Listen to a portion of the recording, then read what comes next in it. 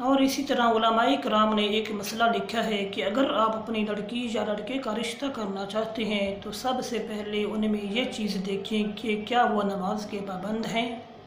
لڑکی ہو یا لڑکا، کیا وہ مسجد میں جا کر باقاعدگی سے 5 گھنٹہ نماز ادا کرتا ہے، کیونکہ نبی کریم صلی اللہ علیہ وسلم نے فرمایا کہ جو ایسا کرتا ہے وہ پکا مومن ہے اور اس کی ایمان کی گواہی دے دو، اور جو نہیں پڑھتا یا کبھی پڑھ لی کبھی نہ پڑھی یا جو پڑھتا ہی نہیں وہ اللہ کا غدار ہے،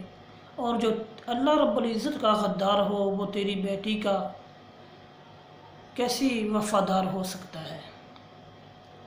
اس لیے ان باتوں کا ہمیں خیال رکھنا چاہیے۔ حضرت لاہوری رحمۃ اللہ علیہ کا ایک شاگرد تھا، اسے کسی نے رشتے کے لیے کہا تو اس نے حضرت لاہوری رحمۃ اللہ علیہ سے عرض کیا، میں تو مسافر ہوں، یتیم ہوں، میرے ماں باپ نہیں ہیں،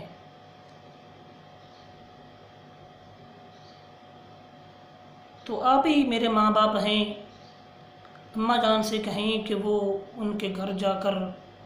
دیکھیں کہ رشتہ کریں یا نہ کریں۔ حضرت لاہوری رحمۃ اللہ علیہ کی بیوی جب ان کے گھر گئی، جب نماز کا وقت ہوا تو انہوں نے کہا کہ مجھے مصلی چاہیے، چوکی چاہیے، پانی دیں تاکہ میں نماز پڑھ سکوں۔ تو ان گھر والوں نے کہا کہ ہمارے پاس تو ایسی کوئی چیز مصلی وغیرہ نہیں ہے۔ جب وہ واپس آئیں تو انہوں نے کہا کہ اس بچے کو کہہ دیں کہ اس گھر میں رشتہ نہ کریں، کیونکہ ایسے جس گھر میں مصلی ہی نہ ہو اس گھر میں رشتہ کرنے کا کیا مطلب ہے۔ اس لیے علماء کرام نے لکھا ہے کہ ان باتوں کا خیال رکھنا چاہیے۔ اور ایک بات توجہ سے سن لیں